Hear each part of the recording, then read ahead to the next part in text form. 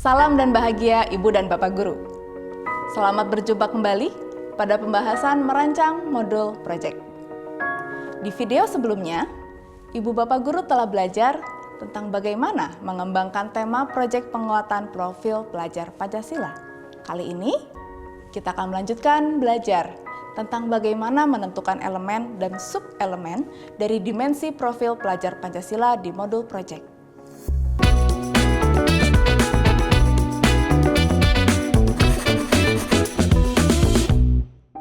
Ibu dan Bapak Guru, proyek penguatan profil pelajar Pancasila adalah proyek kolaboratif lintas disiplin ilmu yang kontekstual, berbasis pada permasalahan di lingkungan sekitar satuan pendidikan, untuk membangun kompetensi dan karakter murid sesuai dengan cita-cita profil pelajar Pancasila. Hasil pengamatan Ibu dan Bapak Guru mengenai kondisi, kebutuhan, isu yang relevan dan kontekstual sebelum pembelajaran menjadi dasar dalam menentukan tema. Ini merupakan bingkai besar dalam target pencapaian kompetensi dan karakter nilai-nilai Pancasila yang kita harapkan muncul selama proses pengerjaan proyek. Kompetensi dan karakter nilai-nilai Pancasila yang terangkum dalam 6 dimensi profil pelajar Pancasila saling terkait dan mendukung satu sama lain. Setiap dimensi dari profil pelajar Pancasila terdiri dari beberapa elemen, yang kemudian diperjelas menjadi sub-elemen dengan masing-masing target pencapaiannya. Target ini telah didesain sedemikian rupa oleh pemerintah, disesuaikan dengan fase belajar murid per jenjang. Idealnya, seluruh dimensi dapat terwujud dalam satu proyek. Namun, agar mudah dan terarah, dalam target pencapaiannya, Ibu Bapak Guru disarankan memilih 2 hingga 3 dimensi yang paling relevan sebagai hasil rujukan terhadap visi misi sekolah yang khas. Bagaimana dengan jumlah elemen dan subelemen? Sama seperti pemilihan dimensi, Ibu dan Bapak tetap disarankan juga untuk memilih elemen dan subelemen sesuai dengan fokus tema proyek. Disarankan untuk memilih hingga 2 atau 3 elemen dan subelemen dalam setiap modul proyek, untuk membantu kita fokus dalam melihat kompetensi murid. Penentuan elemen dan subelemen ini pada akhirnya akan berdampak pada hasil capaian yang maksimal yang dapat diukur dengan asesmen yang tepat.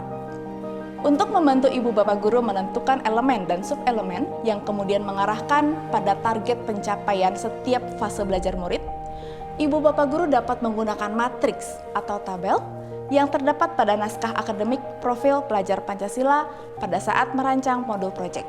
Pada tabel matriks, terdapat komponen yang kita sebut dimensi, elemen, subelemen, fase belajar, dan target pencapaian sesuai jenjang fase belajar. Nah, setelahnya, kita berlanjut dengan menentukan elemen, subelemen, dan target pencapaiannya dengan langkah-langkah yang dapat dilakukan.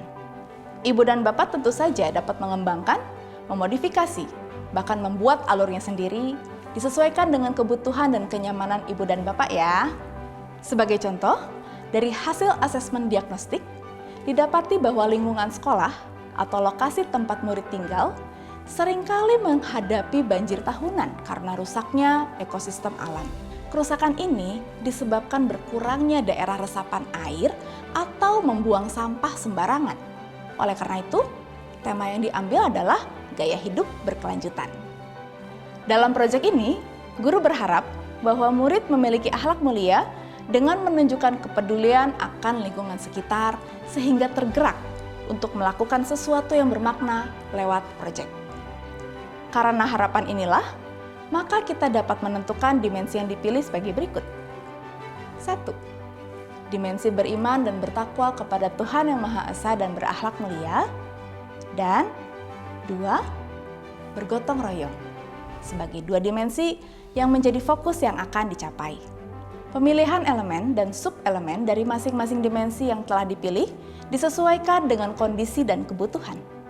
Pada dimensi beriman dan bertakwa kepada Tuhan Yang Maha Esa dan berakhlak mulia, terdapat bahwa elemen akhlak kepada alam adalah yang paling relevan menjawab keinginan Ibu Bapak Guru agar murid memiliki kepedulian terhadap lingkungan. Dari elemen akhlak kepada alam, telah dijabarkan dalam matriks beberapa pilihan sub-elemen yang disesuaikan dengan kondisi dan kebutuhan murid, sehingga ibu bapak guru dapat memilih sub-elemen menjaga lingkungan alam sekitar. Target pencapaian dari masing-masing fase disesuaikan dengan perkembangan usia murid.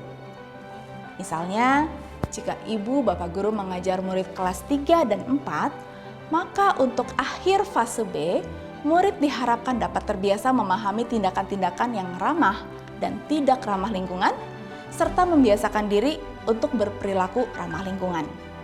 Harap diperhatikan bahwa pencapaian akan selalu dapat disesuaikan dengan hasil asesmen diagnostik dan tujuan belajar yang ibu bapak harapkan dari proyek penguatan profil pelajar Pancasila ini.